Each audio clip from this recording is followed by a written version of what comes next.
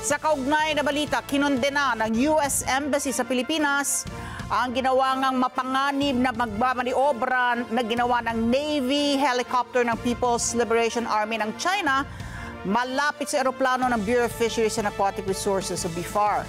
Sa kanyang X account, sinabi ni US Ambassador to the Philippines, Mary Kay Carlson, na ang ginawang dangerous maneuvers ng PLA Navy helicopter ay naglagay sa panganib sa buhay ng piloto at mga pasahero ng Philippine Air Mission.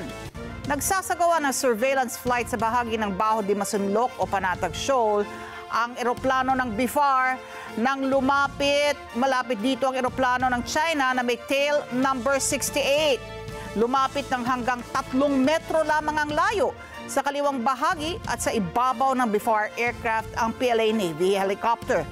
Nanawagan ng US Embassy sa China na iwasan itong mga coercive actions at ayusin sa mapayapang paraan at naaayon sa international law ang isyu ng agawan sa teritoryo.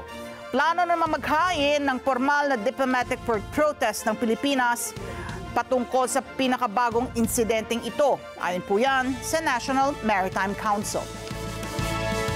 Maraming salamat sa inyo pong pagsubaybay sa Mata ng Agila Primetime. Para malaman ang matatag, matapang at matapat na mga balita, i-follow lamang at mag-subscribe sa @Net25 TV.